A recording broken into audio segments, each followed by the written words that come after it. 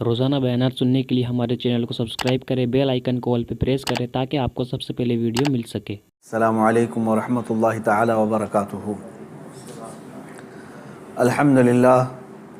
الحمدللہ الحنان المنان الذي خلق الانسان وعلمه البیان، والصلاة والسلام علی رسولہ سید الانس والجان وعلی آلہ واصحابہ ذوی الخیر والاحسان، اما بعد فاعوذ باللہ من الشیطان الرجیم، بسم اللہ الرحمن الرحیم۔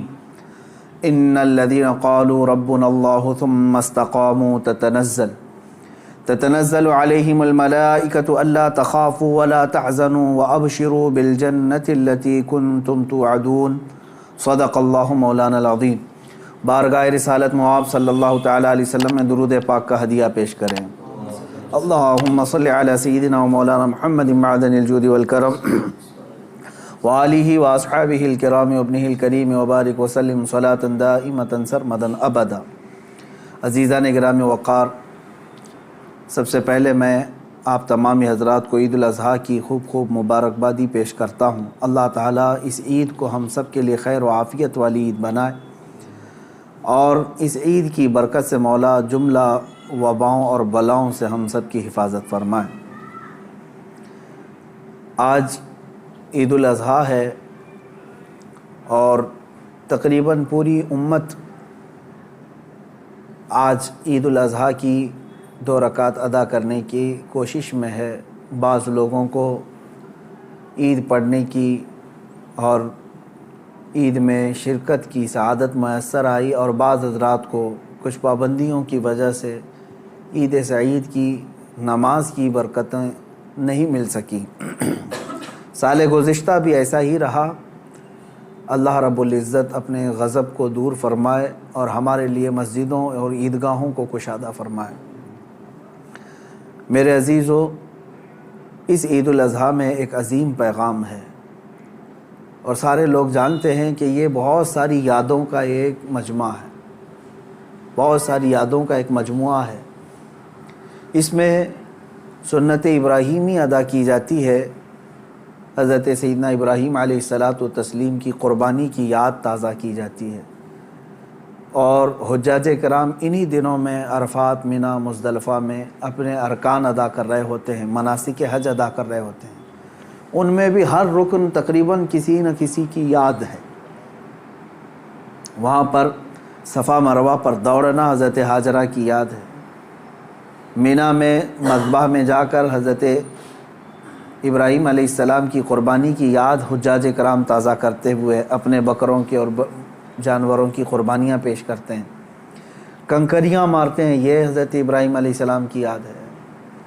عرفات میں قیام کرتے ہیں، میرے آقا صلی اللہ تعالیٰ علیہ وسلم کی سنت پر مزدلفہ میں آتے ہیں، کنکریاں چنتے ہیں، رسول پاک صلی اللہ علیہ وسلم کی ادا ہیں۔ تقریباً یوں سمجھ لیں کہ حج مبارک بہت ساری یادوں کا ایک مجموعہ ہے، اور امت کو یہ یادیں ٹرانسفر کرتے رہنا چاہیے، منتقل کرتے رہنا چاہیے۔ لوگ یہ سمجھتے ہوں گے کہ ہر عید، بقرعید پر، عید الاضحیٰ پر یہی ابراہیم و اسماعیل علیہ السلام کے قصے اور ان کے واقعات کیوں سنائے جاتے ہیں۔ میں کہتا ہوں مسلمانوں پر یہ واقعات سنانا واجب ہے، اخلاقی واجب ہے۔ اس کی وجہ یہی ہے کہ وہ اپنی آنے والی نسلوں کو یہ یادیں تازہ کرتے رہیں، اور ان تک یہ تمام روایات اور سنتیں نقل کرتے رہیں۔ ہمارے دین کا سب سے بڑا خاصہ یہی ہے کہ یہ تواتر سے چلا ہے۔ ہمارا دین جو ہے سینہ بسینہ اور سلسلہ بسلسلہ چلتا ہوا آیا ہے۔ اس لیے ہم سب کو چاہیے کہ ان ایام میں اپنے اولاد کو، اپنی نسلوں کو ان کی یادیں بتائیں، اور یہ تمام واقعات بتائیں کہ کیا ہوئے تھے۔ میں تفصیل میں نہ جاتے ہوئے آج کے دن کا ایک عظیم پیغام آپ سب تک پیش کرنا چاہوں گا۔ بقرعید میں ویسے تو تفصیلی جو واقعہ ہے وہ یوں ہے، اس کا میں اجمال بتا کر کے اپنا میسج دینا چاہتا ہوں۔ سیدنا ابراہیم خلیل اللہ علیہ الصلاۃ والتسلیم اللہ تعالیٰ کے ایک نبی ہیں، برگزیدہ پیغمبر، ایسے جلیل القدر نبی کہ انبیاء کرام علیہ السلام 1,24,000 کم و بیش نبیوں میں حضور اکرم صلی اللہ تعالیٰ علیہ وسلم کے بعد جو سب سے بڑا مرتبہ ہے وہ حضرت ابراہیم علیہ السلام کا ہے۔ حضور صلی اللہ علیہ وسلم کے بعد جو سب سے بڑا مقام ہے وہ حضرت ابراہیم علیہ السلام کا۔ سیدنا ابراہیم علیہ السلام کی اولاد نہیں تھی، آپ نے تقریباً 90 سال عمر پائی اس وقت تک، بلکہ آپ کی عمر اس سے بھی زیادہ ہوئی۔ جب آپ کی عمر پاک 90 سال تک ہوئی تب تک کوئی اولاد نہیں تھی۔ آپ کی زوجہ ایک حضرت سارہ ہیں اور دوسری حضرت ہاجرہ ہیں۔ پھر روایات یہ بتاتی ہیں کہ 100 سال کی عمر ہو گئی لیکن حضرت ابراہیم علیہ السلام نے دعا کرنا نہیں چھوڑا تھا۔ یہاں سے یہ پتہ چلتا ہے کہ بندہ مایوس نہ ہو۔ ویسے تو 70 سال 80 سال مرد کے ہو جائیں تو وہ اپنی اولاد ہونے سے مایوس ہو جاتا ہے کہ اب میری عمر نہیں رہ گئی، لیکن وہ خلاق کائنات جسے چاہے عطا کرے۔ جب وہ حضرت مریم کو شوہر کے بغیر ان کو بیٹا دے سکتا ہے، اور حضرت صالح علیہ السلام کی پتھر سے اونٹنی پیدا کر سکتا ہے، تو وہ پھر مولا تعالیٰ 90 سال کیا 100 سال کے بعد بھی چاہے تو اولاد عطا کر سکتا ہے۔ دعا کرنا ترک نہ کریں۔ حضرت ابراہیم علیہ السلام کی دعا قرآن پاک میں موجود ہے۔ آپ یہی دعا کرتے تھے، رب ہب لی من الصالحین، اے اللہ مجھے صالح اولاد عطا فرما، صالحین میں سے مجھے نسل عطا فرما۔ حضرت ابراہیم علیہ السلام کی اس دعا کو قرآن پاک میں بھی آپ تلاوت میں پائیں گے۔ حضرت ابراہیم علیہ السلام کی اس دعا کو اللہ تبارک و تعالیٰ نے قبول فرمایا، اور پھر اللہ تعالیٰ نے ارشاد فرمایا کہ ہم تمہیں ایک بیٹا عطا کرتے ہیں۔ وہ کیسے معاملات ہوئے یہ بھی دیکھیے۔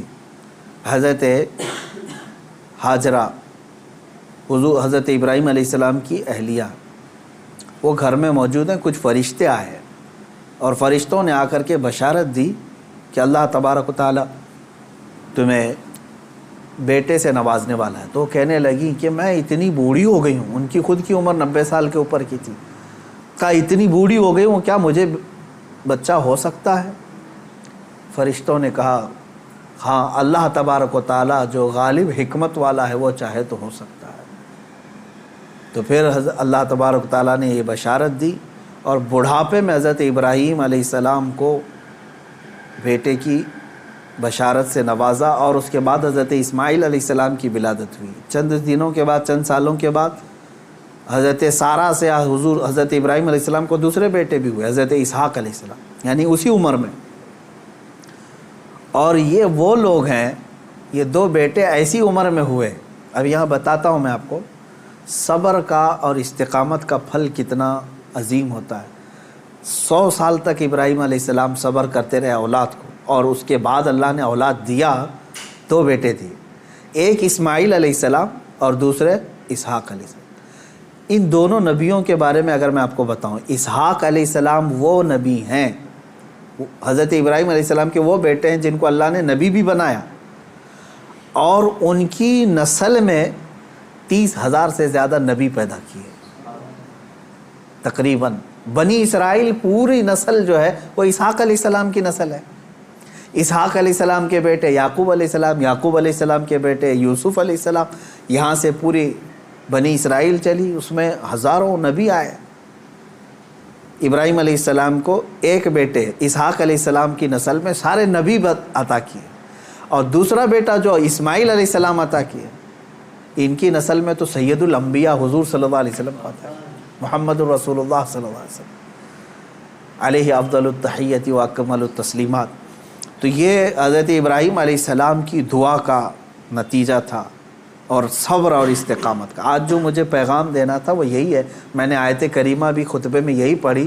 بے شک وہ لوگ جنہوں نے یہ کہا اللہ ہمارا رب ہے، ان الذین قالوا ربنا اللہ، بے شک وہ لوگ جنہوں نے کہا اللہ ہمارا رب ہے، ثم استقاموا، پھر اس پر جم گئے، یہ ہے استقامت۔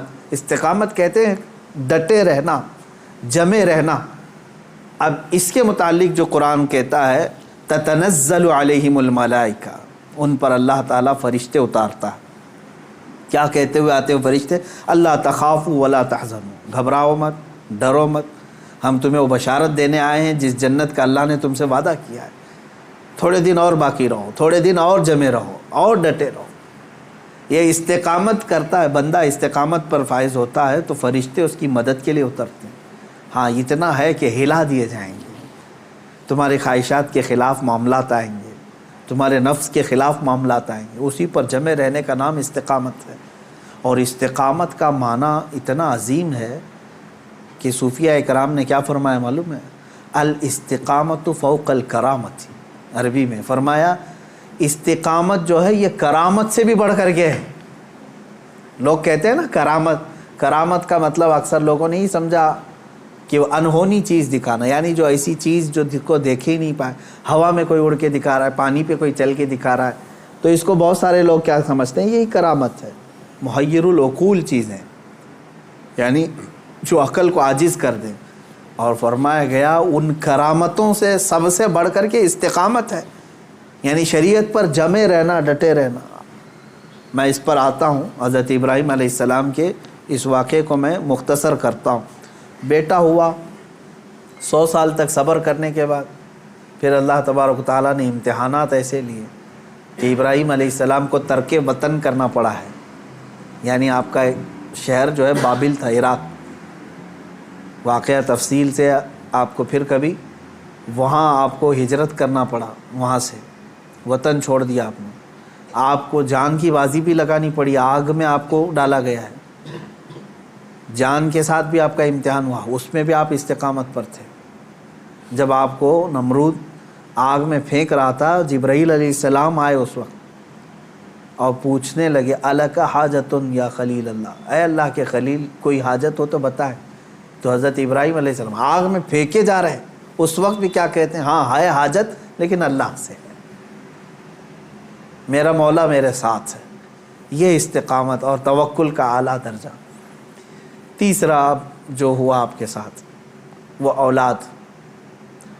और आपको ये भी मैं बता दूं कि अब औलाद दिया अल्लाह ताला ने, फिर हुक्म ये फरमाया, ख्वाब में हज़रत इब्राहीम अलैहिस्सलाम को ये कहा गया कि आप अपने बेटे के क़ुरबानी दें अल्लाह की बारगाह। लेकिन इब्राहीम अलैहिस्सलाम ने ख्वाब में देखा तो उसके बदले में आपने जानते हैं तकरीबन आपने 100 ऊँटों को ज़बह कर दिया। ऊँट ज़बह किए, शायद उस ख्वाब की ताबीर ये हो। दूसरे दिन फिर ख्वाब वही आया, फिर आपने ज़बह किए। तीसरे दिन फिर ख्वाब आया, तब आपने यकीन के साथ ये फरमाया कि मुझे मेरे बेटे इस्माइल की ही क़ुरबानी का हुक्म दिया जा रहा है। फिर हज़रत इब्राहीम अलैहिस्सलाम, यानी ऊँटों के ज़बह करने में माल भी तो कितना क़ुरबान हुआ। तो अब मैं जो बताना चाह रहा हूँ, अब वो आखिरी बात सुने।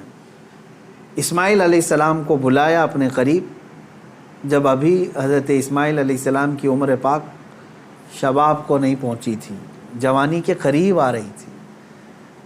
बुला करके कहने लगे कि इन्नी अरा फिल मनामी अन्नी अज़बहुका, ऐ इस्माइल मैंने ख्वाब में देखा है और अल्लाह का हुक्म ये पाया है कि मैं तुम्हें ज़बह कर रहा हूँ, तुम क्या कहते हो?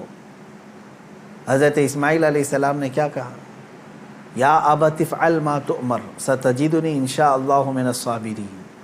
ऐ मेरे वालिद गिरामी, आपको जिस बात का हुक्म दिया गया है वो कर जाइए आप, इंशाअल्लाह आप मुझे सब्र करने वाला पाएंगे। इस्माइल अलैहिस्सलाम, बेटे को कोई ये कहे। अब ये इसी के लिए शायर ने ये कहा है, ये मकतब की करामत थी कि फैज़ान नबूवत था, सिखाए किसने इस्माइल को आदाब फ़र्जंदी। हाँ, बहरहाल अब जो मामला पेश आया वो पता है आपको। हज़रत इस्माइल अलैहिस्सलाम को ले गए मीना में, वो जगह आज भी बाकी है जहाँ हजरे इस्माइल कह कर के एक पत्थर रखा गया है, वहाँ पर इस्माइल अलैहिस्सलाम को लिटाया गया। इब्राहीम अलैहिस्सलाम ने अपनी आँखों पर पट्टी बांध ली, उनके हाथ पैर को बांध दिया और उसके बाद तेज़ चाकू से उनके गर्दन पर छुरी चलाई, लेकिन छुरी न चली। रिवायात ये बताती है कि आपने उस छुरी को पत्थर पर मारा, पत्थर 2 टुकड़े हो गया, कट गया, लेकिन नरम और नाजुक गला नहीं कटा। 2 मरतबा नहीं कटा, तीसरी मरतबा आपने ज़ोर से चलाया तो कट गया, मगर गला नहीं। अल्लाह तबारक व तआला के हुक्म से जिब्राईल अलैहिस्सलाम एक दुम्बा जन्नत से ले आए और इस्माइल अलैहिस्सलाम को वहाँ से हटा करके दुम्बा रखा, दुम्बा ज़बह हो गया। इस्माइल अलैहिस्सलाम खड़े रहे। इब्राहीम अलैहिस्सलाम جب ذبح کر چکے تو اپنی آنکھوں سے پٹی ہٹا کر کے آپ اللہ کا شکر ادا کر رہے تھے کہ اے مولا تیرا جو حکم تھا وہ میں نے مکمل کر دیا۔ تو جب آپ نے پٹی ہٹا کر کے دیکھی تو بکرا ذبح ہے اور اسماعیل علیہ السلام سلامت ہیں، تو رب تبارک و تعالیٰ نے یوں ارشاد فرمایا قد صدقت الرؤیا یا ابراہیم، اے ابراہیم تو نے ہمارے بتائے ہوئے خواب کو سچ کر دکھایا۔ وَنَادَيْنَاهُ بِذِبْحٍ عَظِيمٍ، ہم نے اسماعیل کو ذبح عظیم کے نام سے پکارا۔ اللہ تعالیٰ نے فرمایا، اللہ تبارک و تعالیٰ یہ امتحان لے رہا تھا۔ یہ انبیاء اکرام علیہم الصلاۃ والتسلیم کے ساتھ ہے، ایسا نہیں ہے کہ سارے لوگ یہ کر پائیں گے۔ وہ اس درجے کے ایمان والے تھے، ان کو اسی انداز سے امتحان لیا گیا۔ اب جو بات دو چیزیں عرض کرنی ہے، پہلی بات تو یہ ہے کہ بعض مفسرین نے اور عاشقان رسول نے اس میں پیارا نقطہ یہ بیان فرمایا، گلا نہ کٹنا، ذبح نہ ہونا کیا وجہ تھی؟ تو فرمایا گیا اس لیے کہ اسماعیل علیہ السلام کی پیشانی میں نور محمدی تھا۔ حضور اکرم صلی اللہ تعالیٰ علیہ وسلم کا نور پاک تھا، انہی کی نسل میں حضور تشریف لائے، ابھی دنیا میں نور محمدی کو آنا تھا۔ اب بعض مفسرین اس بات پر ہی نہیں رکتے بلکہ ان تمام چیزوں کو اوپر تک لے جاتے ہیں۔ ابراہیم علیہ السلام کو آگ نے نہیں جلایا، وہاں پہ بھی نور محمدی ان کے پیشانی میں تھا۔ نوح علیہ السلام کی کشتی غرق نہیں ہوئی اس لیے کہ نوح علیہ السلام کی پیشانی میں بھی نور محمدی تھا۔ بہرحال دوسری بات میں جو بتانا چاہ رہا ہوں وہ 4 چیزیں تھیں۔ ابراہیم علیہ السلام کا وطن سے ہجرت کرنا، ان کا آگ میں ڈالا جانا اور ان کا جانوروں کو ذبح کرنا، پھر چوتھے نمبر پر اولاد۔ کوئی بھی انسان اپنی زندگی میں 4 چیزوں سے بے انتہا محبت کرتا ہے، 4 چیزیں اس کی بہت محبوب ہوتی ہیں۔ پہلی چیز اس کا وطن، جہاں پر پیدا ہوا، جہاں رہ رہا ہے، اس سے وہ محبت کرتا ہے۔ دوسری چیز وہ اپنے مال سے محبت کرتا ہے۔ تیسری چیز وہ اپنی اولاد سے محبت کرتا ہے۔ چوتھی چیز وہ اپنی جان سے محبت کرتا ہے۔ اور امتحان انہی چیزوں سے ہوتا ہے جس سے محبت کیا جاتا ہے، ایسی دوسری چیزوں سے نہیں امتحان لیا جاتا۔ آپ کو جو چیز ناپسند ہے میں کہوں وہ دے دو، وہ فوراً اٹھا کے دے دیں گے، جیسے گھر میں رکھا ہوا کچرا اٹھا کر کے فقیروں کو دے دیتے ہیں۔ ہاں امتحان تو اس وقت ہوگا جو اپنے مزے کی اور پسندیدہ چیز آپ بنا رہے تھے اور پھر آپ کو کہا گیا اس میں سے دے دو، تب مشکل ہو جاتا ہے۔ ہاں جو دے دیا اور پھر وہ امتحان میں کامیاب ہوا، اپنی پسندیدہ چیز۔ ابراہیم علیہ السلام سے جو امتحانات لیے گئے وہ 4 محبوب چیزوں سے امتحان لیے گئے، اور اب 4 امتحانات میں ثابت قدم رہے۔ آپ نے وطن بھی ترک کیا، جان بھی جوخم میں ڈالی، اولاد بھی اور اپنا مال بھی۔ پھر اللہ تبارک و تعالیٰ نے اس عظیم مقام پر آپ کو فائز فرمایا جو حضرت ابراہیم علیہ السلام کو آج بھی کیا لقب ہے معلوم؟ ابو الانبیاء کہا جاتا ہے۔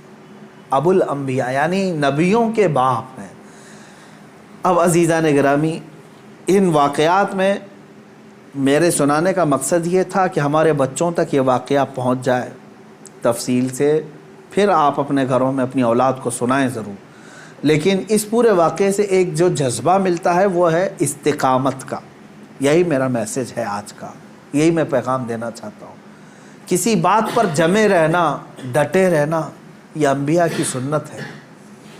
ہاں ہلا دیے جائیں گے، تمہیں تکلیف میں ڈالا جائے گا، لیکن جمے رہو گے تو اسی طرح کے انعامات کی بارشیں بھی ہوں گی۔ آپ کو پتہ ہے حضرت بلال حبشی رضی اللہ تعالیٰ عنہ کو جب مکہ والے زنجیروں میں جکڑتے تھے یا پھر رسی باندھ کر کے مکہ کی گلیوں میں کھینچتے تھے، صحابہ اکرام حضور صلی اللہ علیہ وسلم کی بارگاہ میں تشریف لائے، عرض کرنے لگے یا رسول اللہ صلی اللہ علیہ وسلم کیا ہم حق پر نہیں ہیں؟ حضور نے فرمایا کیوں نہیں؟ کہا پھر کیوں ہمیں اتنی تکلیف دی جاتی ہے، کیوں ہمیں اس طرح سے غریب صحابہ کو مارا جاتا؟ ہم حق پر ہیں تو پھر یہ ہمارے اوپر حاوی کیوں ہوتے ہیں؟ اب سنیں، بہت سارے لوگوں کا آج بھی سوال یہی ہے کہ آج ہم اتنی بڑی تعداد میں ہیں، ہم ہی خدا کی عبادت کرتے ہیں، ہم ہی رسول پاک کی رسالت کا اقرار کرتے ہیں، قرآن کے قاری ہم ہیں، اذان کے دینے والے ہم ہیں، نمازوں کے قائم کرنے والے ہم، تکلیف ہم ہی کو سب سے زیادہ ہے، مارے جا رہے ہیں ہم ہی سب سے زیادہ آج دنیا میں۔ یہ سوال آج بھی گردش کرتا ہے۔ صحابہ بھی یہ سوال لے کر کے حضور پاک صلی اللہ علیہ وسلم کی بارگاہ میں حاضر آئے. میرے آقا صلی اللہ علیہ وسلم نے جواب میں جو ارشاد فرمایا وہی ہم سب کے لیے بھی آج عبرت ہے, وہی آج ہم سب کے لیے بھی درس ہے. حضور اکرم صلی اللہ علیہ وسلم نے اس صحابی سے فرمایا جنہوں نے سوال کیا, کہا کہ اللہ تبارک و تعالی جس کا جیسا ایمان ہوتا ہے ویسا امتحان لیتا ہے, اور آج تم لوگوں سے جو امتحانات لیے جا رہے صحابہ سے, حضور نے فرمایا اس سے کئی درجہ کٹھن امتحانات انبیاء سے لیے گئے. حضور اکرم صلی اللہ علیہ وسلم نے ارشاد فرمایا انبیاء میں سے بعض وہ نبی ہیں جیسے حضرت زکریا علیہ السلام, یہودیوں نے ان کے قتل کا منصوبہ بنایا اور ان کے پیچھے لگ گئے, یہاں تک کہ آپ جان چھڑاتے ہوئے ایک جگہ ایسے آئے, اللہ کے نبی ہیں, ایک درخت کے قریب آئے, درخت سے کہا کہ تو پھٹ جا میں تیرے اندر داخل ہوتا ہوں. زکریا علیہ السلام اس درخت کے اندر آئے, یہودیوں نے پیچھا کیا کافی دیر تک, شیطان ابلیس لعین یہودیوں کو اشارہ کر کے بتایا اس درخت کے اندر وہ چھپے ہوئے ہیں, تم آری لو اور اوپر سے کاٹ ڈالو. یہودیوں نے اس درخت کو اوپر سے کاٹنا شروع کر دیا. جس پورے درخت کے پیٹ کے اندر حضرت زکریا علیہ السلام ہے, اوپر سے آری سے وہ کاٹتا جا رہا ہے یہودی, اور وہ سب کاٹتے جا رہے ہیں. آری کے کٹنے کی آواز آپ کو آ رہی تھی اور سر مبارک تک پہنچ چکا تھا. آپ آواز نکالتے, اللہ تبارک و تعالیٰ کی طرف سے یہ حکم آیا, اے زکریا صبر کر جاؤ, اور اگر اس پر تم نے صبر نہیں کیا تو صابرین میں سے تمہارا نام نہیں آئے گا. حضرت زکریا علیہ السلام خاموش ایسے رہے کہ پوری آری نے سر کو چیر دیا, بدن کو چیر دیا, پورے جسم کو چیر دیا, لیکن آپ نے آہ تک نہیں کہا, اف یہ تمام الفاظ بھی نہیں ادا کیے. احادیث میں یہ حضرت زکریا علیہ السلام کا استقامت, آپ جمے رہے, ڈٹے رہے, کٹ گئے, جسم پاک دو الگ الگ ٹکڑوں میں تبدیل ہو گیا. اب اندازہ کریں ان واقعات کو حضور اکرم صلی اللہ علیہ وسلم نے صحابہ کو سنایا. حضرت یحییٰ علیہ السلام پیش کیے گئے, 33 سال کی جوانی ہے, بادشاہ کے خلاف آپ نے فتویٰ دیا تھا, وہ 2 بہنوں کو ایک نکاح میں رکھا تھا, آپ نے فرمایا حرام ہے تیرے. بادشاہ نے کہا تم کیا مجھے بھی فتویٰ دو گے, مجھے بھی سکھاؤ گے؟ حضرت یحییٰ علیہ السلام نے کہا اللہ کی شریعت ہے, وہ ہر ایک پر نافذ ہے. اس بادشاہ نے اپنے خلاف اس فتوے کو دیکھ کر کے آپ کے قتل کا حکم دیا, اور آپ کو قتل بھی کیا گیا. آپ کا سر مبارک الگ کر کے تشت میں رکھا گیا. نبی کی بات کر رہا ہوں, حق بات بولنے پر یہ مصیبتیں آئیں گی. اسی لیے شاعر نے بہت اچھے انداز میں کہا یہ شہادت گئے الفت میں ہے قدم رکھنا, لوگ آسان سمجھتے ہیں مسلمان ہونا. ہاں لوگ یہ سمجھتے ہیں کہ آپ مسلمان ہیں, ہم کو تو کچھ ہونا ہی نہیں چاہیے. اگر کچھ ہونا ہی نہیں چاہیے تو پھر تم جو ہے بہت عیش و عشرت میں رہ رہے ہو, اور اپنے ایمان کی خیر لو, تم گزارے جاؤ گے. اگر امتحانات سے تو اللہ رب العزت کا شکر بجا لانا کہ ہاں تمہارا ایمان سلامت ہے, اور اللہ تبارک و تعالیٰ تمہارا ایمان بلند کرنا چاہتا ہے. کیا اصحاب کہف نہیں آزمائے گئے؟ اصحاب کہف 7 لوگ تھے, ایمان چھپائے ہوئے تھے, اور بادشاہ سے ڈر کر کے پھر وہ اپنا شہر چھوڑ کر کے نکل پڑے. تو جس غار میں وہ جا کر پناہ لیے, بادشاہ نے ظلماً ان کے اوپر دیوار بنا دیا, ان کی قبر بنا دیا اسی میں. لیکن قرآن پاک آج بھی گواہی دیتا ہے, اللہ تعالیٰ ان استقامت پر قائم بندوں کو اللہ تعالیٰ نے ایسی فضیلت سے نوازا کہ آج تک وہ اپنے غار میں سوئے ہوئے ہیں. اور قرآن کہتا ہے کہ سورج بھی ان کے اوپر سے ڈائریکٹ نہیں جاتا, جب کہف پر آتا ہے غار پر تو یا تو دائیں ہو جاتا ہے یا بائیں ہو جاتا ہے. وَتَرَى الشَّمْسَ إِذَا طَلَعَتْ تَزَاوَرُ عَنْ كَهْفِهِمْ ذَاتَ الْيَمِينِ وَإِذَا غَرَبَتْ تَقْرِضُهُمْ ذَاتَ الشِّمَالِ. سورہ کہف میں ایمان پر قائم رہنے والوں کے لیے اللہ تعالیٰ انعامات نازل کرتا ہے. آج کے دور میں بہت سارے لوگ پریشان اس بات سے ہیں, ارے کیا ہو جائے گا ہمارے ساتھ. اور خصوصاً علماء سے میں یہی گزارش کروں گا کہ حق بات بولنے میں اگر گردن چلی جاتی ہے تو اس کی پرواہ نہ کریں, اس لیے کہ یہ ہماری شریعت میں صحابہ کی سنت اور تابعین کی سنت رہی ہے. مجھے ایک بات یاد آتی ہے, سیدنا امام احمد بن حنبل رضی اللہ تعالیٰ مشہور امام ہیں, تقریباً ہمارے اماموں میں سے جو سب سے زیادہ تکلیف اٹھانے والے, مشقت اٹھانے والے امام وہ امام احمد بن حنبل ہیں۔ اللہ تبارک و تعالیٰ ان کی تربت پر ہزاروں رحمتیں نازل کرے۔ کبھی امام احمد بن حنبل کو پڑھ لینا، آنکھیں بھیگ جائیں گی۔ اپنے زمانے کی سختیاں انہوں نے برداشت کی ہیں، وقت کے ظالم خلفاء کے خلاف کھڑے ہوئے ہیں۔ خلیفہ بنتے تھے، کچھ لوگ سیاست میں آتے تھے اور اپنی طاقت کے زور پر چاہتے تھے کہ ہمارا ہی حکم نافذ ہو، شریعت نہیں، قرآن نہیں۔ بہت سارے نفس پرست اس طرح کے بادشاہ آئے، بہت سارے لوگ ایسے آئے ہر زمانے میں۔ اسی لیے اقبال نے سچ کہا تھا، ستیزہ کار رہا ہے ازل سے تا امروز، شرار ابو لہبی سے چراغ مصطفی۔ یعنی مصطفیٰ کریم صلی اللہ علیہ وسلم کے اس چراغ کو ابو لہب کی شرارتوں سے، اس کے چنگاریوں سے ہمیشہ معرکہ رہا ہی ہے۔ امام احمد بن حنبل کو کوڑے مارے جاتے تھے۔ کوڑا جو ہے چمڑے کا ایک بیلٹ ہوتا تھا، کافی موٹا، اور ننگی پیٹ کر کے جب مارا جاتا تھا۔ آج کے زمانے میں اگر مارا جائے تو میں سمجھتا ہوں چمڑی اس سے لگ کر کیا جائے گی۔ 100 کوڑوں کی سزا ہوتی تھی، اکثر 100 کوڑوں میں تو لوگ انتقال کر جاتے۔ حضرت امام احمد بن حنبل کو 3 خلفاء آئے نئے نئے، اور ہر ایک نے کوڑے مارے، ہر ایک نے، کہ تم اپنا حکم بدل دو۔ وہ حق بات پر قائم تھے اور قائم رہے۔ امام احمد بن حنبل ایک جگہ گزر رہے تھے، اس وقت کا ایک مشہور ڈاکو تھا، چور تھا، اور وہ قریب میں آیا، امام احمد بن حنبل سے جو بات کہہ رہا تھا آج ہم سب کے لیے عبرت ہے۔ اس نے کہا، اے احمد بن حنبل، 300 کوڑے کھائے تم نے، 100 200 300، مجھے دیکھو میں نے تقریباً چوری کے جرم میں 1500 کوڑے کھائے، لیکن ابھی بھی چوری چھوڑا نہیں میں۔ چوری کرتا پکڑا جاتا، چوری پر اتنے 100 کوڑے نہیں مارے جاتے، کبھی 20 کوڑے، کبھی 25 کوڑے، کبھی 40 کوڑے، قاضی اس طرح لگاتے رہے۔ تو وہ گن کے رکھا ہوا ہے، وہ کہتا ہے میں نے اب تک 1500 کوڑے کھا لیے لیکن ابھی چوری چھوڑا نہیں ہوں۔ وہ کہتا ہے کہ میں 1500 کوڑے کھا کر کے چوری نہیں چھوڑا، تم 300 کوڑوں پر حق بات کو نہیں چھوڑ دینا۔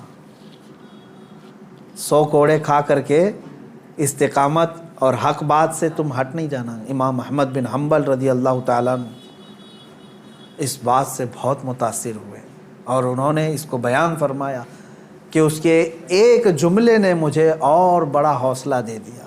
آج میں یہی کہتا ہوں میرے عزیزوں، لوگ جیل جاتے ہیں ریپ کیس میں، لوگ پکڑے جاتے ہیں چوری میں، ڈکیتی میں، مرڈر کیس میں، اور پھر چھوٹ کر کے آتے ہیں، پھر بھی نہیں چھوڑتے، پھر ان جرائم میں ملوث رہتے ہیں۔ نشے والوں کو دیکھو، پکڑے جاتے ہیں، مارے جاتے ہیں، اندر لاک اپ میں رکھے جاتے ہیں، پھر آتے ہیں، چھوٹتے ہیں، پھر وہی کام کرتے رہتے ہیں۔ میں علماء سے اور اہل حق سے یہی کہوں گا کہ جب جرائم پیشہ لوگ سزا پا کر کے بھی اپنے جرائم سے نہیں ہٹ پاتے، تو تمہیں تو آج حق بولنے پر اب تک کوئی سزا تو نہیں ملی۔ ہونا یہ چاہیے کہ اگر حق بات بولنے پر مجھے سزا بھی مل جائے تو میں حق بات پھر سر چڑھ کر کے بولوں گا، کہ پھر میں پھانسی کے پھندے پر بھی بولوں گا، تختہ دار پر بھی بولوں گا۔ یہ حق بات اور جرأت کے ساتھ بولنے کی ہر ایک کے اندر اللہ توفیق عطا فرمائے۔ آج سخت ضرورت ہے۔ میں مسلمانان ہند سے یہ کہوں گا، اب حالات ایسے ہیں کہ تمہارے استقامت کا امتحان ہوگا، تم ایمان پر کتنے ڈٹے ہو، تم شریعت مصطفیٰ صلی اللہ تعالیٰ علیہ وسلم پر کتنے جمے ہو، یہ تمہیں آزمایا جائے گا۔ آج بہت سارے صلح کلی وہ ہیں، سیکولر جو اپنے آپ کو کہتے ہیں، وہ یہ بھی اچھا وہ بھی اچھا، چھوڑو میاں کائے کا فساد۔ ہم کوئی فساد کی بات نہیں کر رہے ہیں، ہم صرف اتنی بات کہہ رہے ہیں جس نبی کا تم نے کلمہ پڑھا ہے اس نبی سے وفاداری کرو، اس رسول پاک صلی اللہ تعالیٰ علیہ وسلم کے پورے ہو جاؤ۔ تم اپنے ماں باپ کے خلاف گالیاں سننا نہیں چاہتے اور حضور پاک صلی اللہ علیہ وسلم پر گالیاں دی جاتی ہیں، تب تم کہتے ہو نہیں یہ سیکولر چیز ہے، سب چلتا ہے۔ معاذ اللہ رب العالمین، ایسی سیکولر بھاڑ میں جائے، اور ایسی سیکولرزم سے ہم پناہ مانگتے ہیں، اللہ کی پناہ، ایسی منافقت سے جس میں بندے کا ضمیر اور اس کا ایمان ختم ہو جاتا ہے۔ اے میرے عزیزو، استقامت کو سیکھو اور اس پر قائم رہو، جمے رہو۔ صحابہ اکرام کی تاریخ پڑھو گے، تابعین اولیاء کاملین کی تاریخ پڑھو گے تمہیں پتہ چلے گا۔ میں بار بار اپنی تقریروں میں ذکر کرتا رہتا ہوں، علامہ کفایت علی کافی رحمۃ اللہ علیہ مجاہد آزادی، ایسے بزرگ عالم دین ہیں جن کو انگریزوں نے پکڑ کر کے گرفتار کر کے اپنے قلعے میں رکھا، تقریباً 7 دن تک آپ کے جسم پر گرم استری پھیرتے تھے، گرم کر کے استری کو، پریس جو ہوتی ہے اس کو جسم پر پھیرتے تھے، چمڑی جل جاتی تھی، اور جب رات کا وقت ہوتا تھا تو ان جلی ہوئی چمڑیوں پر وہ انگریز نمک چھڑکتے تھے، جسم پر نمک مارتے تھے، اور اس کے باوجود اتنے پر کم نہیں، اسی کافی رحمۃ اللہ علیہ کو بھرے چوک پر بازار میں پھانسی کے پھندے پر انہوں نے لٹکایا۔ ایک جم غفیر نے دیکھا، مجمع عام میں آپ کو پھانسی پر لٹکایا جا رہا تھا، لیکن ذرا برابر بھی پیشانی پر شکن ہے، چہرے پر ملال ہے، کہیں کوئی افسردگی ہے، پشیمانی ہے، کچھ نہیں ہے، کھلا چہرہ، تختہ دار پر جانے والا بھی عاشق رسول یہ گنگناتے ہوئے جاتا ہے، کوئی گل باقی رہے گا نہ چمن رہ جائے گا، پر رسول اللہ کا دین حسن رہ جائے گا، اطلس و کم خواب کی پوشاک پہ نازا نہ ہو، اس تنے بے جان پر خاکی کفن رہ جائے گا، سب فنا ہو جائیں گے، سب فنا ہو جائیں گے وہ لیکن حشر تک، سب فنا ہو جائیں گے کافی وہ لیکن حشر تک، نعت حضرت کا زبانوں پر چلن رہ جائے گا۔ یہ حضرت کفایت علی کافی رحمۃ اللہ تعالی علیہ کی استقامت ہے۔ ایک اور بزرگ ہیں حضرت عنایت احمد کاکوروی رحمۃ اللہ علیہ، ان کو سزا دی گئی انڈمان نکوبار میں کالا پانی کی، علامہ فضل حق خیر آبادی رحمۃ اللہ علیہ۔ کچھ وہ علماء بھی ہیں جن کو ایسی سزائیں دی گئی تھی کہ ریڑھ کی ہڈی توڑ دی گئی تھی، وہ کھڑے نہیں ہو سکتے تھے، یعنی ان کو 5-5 6-6 سال تک ایسی جگہ پر بٹھایا گیا کہ ان کی گردن سیدھی نہیں ہو سکتی تھی، چھت اتنا نیچے کر کے ان کو اس طرح سے رکھا گیا کہ پوری کمر کی ہڈی سے لے کر کی گردن تک مڑ چکی تھی۔ ایک انگریز وہ خود اپنی کتاب میں لکھتا ہے کہ دلی کی سرزمین پر میں اپنے ایک بڑے آقا سے ملنے کے لیے گیا تو اس کے گھر میں کباب کی بو آ رہی تھی، میں نے پوچھا اتنی رات گوشت کی بھوننے کی خوشبو کہاں سے؟ تو اس نے اپنے گھر کے پیچھے والا دروازہ کھول کر کے بتایا وہاں پر علماء اہل سنت کو آگ سے داغا جا رہا تھا، گرم کوئلے لگائے جا رہے تھے، وہ ان کے بدن پر لگنے والی گوشت کی بو پورے گھر میں محسوس کی جا رہی تھی۔ انگریزوں نے تاریخ میں لکھا ہے۔ میرے عزیزو، ان تمام حالات کو بھی فیس کیا ہمارے علماء اہل سنت نے، لیکن وہ ٹس سے مس نہیں ہوئے، اپنا دین نہیں بیچا، اپنے ایمان کا سودا نہیں کیا، نہ جا کر کے گستاخان رسول کے پیروں میں ان کی دھوتیوں میں چھپ کر بیٹھے رہے، نہ مال لے کر کے انہوں نے اپنے دین کا سودا کیا۔ آج بھی جس کی غیرت زندہ ہے، جس کا ضمیر جاگ رہا ہے، میں ان سے کہوں گا کہ اس قربانی میں آپ یہ محسوس کریں کہ اس قربانی کا سب سے بڑا میسج استقامت ہے، دین پر قائم رہنا۔ اللہ تبارک و تعالیٰ بڑے سے بڑے امتحانات اگر لے، اس پر ثابت قدم رہنے کی دعا بھی اسی سے مانگے۔ اور آج کے زمانے میں جو حالات ہمارے بنائے جا رہے ہیں، اس میں بھی بھیک مانگو رب ذوالجلال سے، خیرات میں مانگو اے اللہ، حالات اب ایسے آ گئے کہ لوگ ایمان پر قائم رہنا ان کا مشکل ہو گیا ہے، دین پر قائم رہنا مشکل ہو گیا ہے، کفار و مشرکین نے زمین تنگ کرنا شروع کر دیا۔ یہ ہماری شامت اعمال بھی ہے اور اللہ تعالیٰ کی طرف سے امتحان بھی ہے۔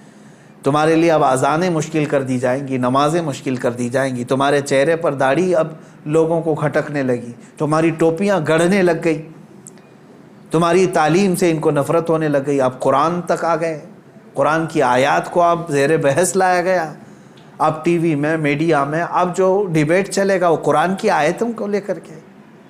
اب تک مجھے بتاؤ، یہ سوشل میڈیا ہو یا ٹی وی ڈیبیٹ ہو، یہاں دوسری کوئی مذہبی کتابیں نہیں لائی جاتی کبھی ڈیبیٹ میں؟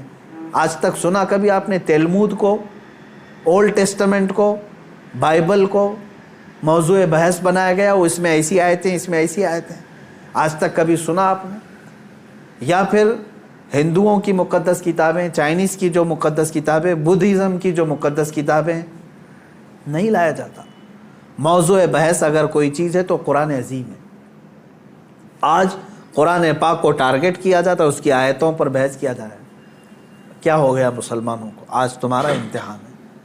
ہاں، کسی وقت اگر موقع آیا تو میں ضرور پیش کروں گا۔ یہ جن آیات کو لے کر کے آج بحث کر رہے ہیں تقریباً سارے مذہب کی کتابوں میں یہ میسج ملے گا۔ جہاد کے متعلق باتیں کرنے کے لیے قرآن پاک کو یہ ٹارگٹ بناتے ہیں اور کہتے ہیں کہ اس میں جہاد اور لوگوں کو قتل و غارت کرنے کی تعلیم دی جاتی ہے۔ یہ جن جن آیتوں کو کوٹ کرتے ہیں میں چیلنج کے ساتھ کہتا ہوں اسی طرح کا میسج میں ہندوؤں کی کتاب میں بھی بتا سکتا ہوں اور عیسائیوں کی کتابوں میں بھی بتا سکتا ہوں، لیکن جانبداری ایسی ہے کہ ان کتابوں کو چھوا بھی نہیں جاتا، بات بھی نہیں کی جاتی۔ قرآن پاک پر آج سب حرزہ سرائی کرنے پر مشغول ہیں۔ میں علماء سے کہتا ہوں ہزاروں کی تعداد میں علماء اہل سنت موجود ہیں، عشاقان رسول موجود ہیں۔ اب تمہارے استقامت کا امتحان ہے، جمے رہو ایمان پر، ڈٹے رہو، آ جاؤ مصطفیٰ کریم صلی اللہ تعالیٰ علیہ وسلم کے اخلاق حسنہ پر۔ تم نے دنیا بہت دیکھی، عیاشیاں بہت کر لی، فیشن شو بہت کر لی، اپنے نفس کو بہت راضی کر لیا۔ کچھ مصطفیٰ کریم صلی اللہ علیہ وسلم اور ان کے رب ذوالجلال کو راضی کرنے کے لیے بھی کام کر لو۔ تم نے کپڑے پہنے اپنے نفس کو راضی کرنے کے لیے اور چند شیاطین کو اور چند دوستوں کو راضی کرنے کے لیے، اپنے چہرے کی حیت بنائی، اپنے گھر بار کو بنایا چند لوگوں کو راضی کرنے کے لیے۔ اے مسلمانوں، آج اپنے رب ذوالجلال کو راضی کرنے کی طرف بھی تو قدم بڑھاؤ کہ میں جس کی طرف لوٹایا جانے والا ہوں اس کو بھی راضی کرنے کا میں کوئی تو کام کروں۔ میں چہرے میں، کپڑوں میں، اپنے لباس میں، اپنے گھر میں، اپنے کھان پین میں اللہ اور اس کے رسول کو راضی کرنے کی بھی کچھ کام کروں۔ بس آج کے دن میں اتنا ہی کہوں گا کہ آج جانور ذبح کر کے گوشت کھا لینا اور اپنے آپ کو خوشیوں میں گوشت کے الگ الگ ڈشیں بنا کر کے عید میں مشغول کر لینا، یہ عید کا مقصد نہیں ہے۔ عید کا اصل مقصد ہے اللہ کو راضی کرنا۔ وہ اگر راضی ہو گیا تو ہر دن تمہارا عید کا ہے، اور اگر وہ تمہارے اعمال سے ناراض ہے، چاہے 1000 بقرعید آئیں، 1000 عید الفطر آئیں، تمہارے لیے کون سی عید ہے؟ رب تعالیٰ اگر تم سے ناراض ہے کون سی عید ہے؟ عید در حقیقت مولا کو منانا ہے، اس کو راضی کرنا ہے۔ قربانیاں گوشت کھانے کے لیے نہیں۔ ایک مسئلہ بھی جاتے جاتے بتا دوں، اگر کسی نے گوشت کھانے یا صرف گوشت کی نیت کر کے قربانی کی کہ آپ گوشت ملنے والا ہے، فلاں فلاں ڈش بننے والی ہے گھر میں، تو کہا گیا کہ اس کی قربانی ہی نہیں ہے، قربانی ہوگی ہی نہیں۔ جس نے گوشت ملے گا اس کو میں بیچوں گا، اتنا کماؤں گا، جس نے بھی یہ نیت کی اس کی قربانی ہوگی ہی نہیں، ہوگی ہی نہیں۔ فرمایا گیا تقرب الی اللہ کی نیت ہونی چاہیے، میں قربانی کر رہا ہوں صرف اللہ کی رضا کے لیے، نیت یہ ہو، اور پھر گوشت کھانے میں مل گیا تو یہ اللہ کا انعام ہے۔ گوشت تو کھانا ہی ہے، ملتا ہی ہے آپ کو، لیکن نیت پہلے گوشت کھانے کی نہیں ہے، اللہ کو راضی کرنے کی ہے۔ رب تبارک و تعالیٰ راضی ہو جائے۔ میرے عزیزو، آج کے دن اللہ تبارک و تعالیٰ کی بارگاہ میں خصوصی التجا کریں، دعا کریں، مولا کریم عید الاضحیٰ کی برکت سے یہ لاکھوں جو قربانیاں ہیں ان کو قبول فرمائے، اور ان قربانیوں کی برکت سے مولا تعالیٰ ہم سب پر مسجدیں، عیدگاہیں اور ہماری عبادت گاہیں کشادہ فرمائے۔ حرم پاک اور حرم رسول کو مولا تعالیٰ ہم گنہگاروں کے لیے پھر سے کشادہ فرمائے۔ بیت المقدس کو مولا تعالیٰ ظالموں کے چنگل سے آزاد فرمائے، اور تمام عالم اسلام کے مسلمانوں پر رحم و کرم فرمائے۔ خصوصیت کے ساتھ رب ذوالجلال تیرے بارگاہ میں دعا ہے مولا گستاخان رسول کو ہلاک و برباد فرما دے۔ جو تیرے نبی صلی اللہ علیہ وسلم اسلام اور قرآن اور تیری ذات پر انگلی اٹھائے مولا، ان کو تو عبرت کا نشان بنا دے، ہلاک و برباد فرما دے۔ اے کریم خدا ارحم الراحمین، جو گستاخی کرے چاہے وہ دنیا کے کسی بھی خطے میں ہو، مولا غیب سے تو اپنا سخت پکڑ اور سخت پرسش کا حکم ان کے لیے نازل فرما۔ الہ العالمین تو ان پر عذاب علیم نازل فرما، عذاب عظیم نازل فرما۔ اے کریم خدا ارحم الراحمین، ہم تمامی عالم اسلام کے لیے دعا گو ہیں، امت مصطفیٰ کے لیے دعا گو ہیں مولا۔ اے کریم خدا اس عید قرباں میں سب کو امن و امان عطا فرما، ہر طرح کی بلاؤں اور آفتوں سے ہماری حفاظت فرما۔ الہ العالمین ہماری عیدوں کو اپنی بارگاہ میں قبول و مقبول فرما۔ وصلی اللہ تعالی علی خیر خلقہ محمد وآلہ واصحابہ اجمعین، وآخر دعوانا ان الحمد للہ رب العالمین۔ اللہ اکبر، اللہ اکبر، لا الہ الا اللہ واللہ اکبر وللہ الحمد۔ اگر آپ کو اس ویڈیو سے تھوڑا سا بھی علم حاصل ہوا ہو تو اس ویڈیو کو لائک کر کے ہمارے چینل کو سبسکرائب کر لیجیے تاکہ آپ روزانہ ہمارے بیانات سن سکیں۔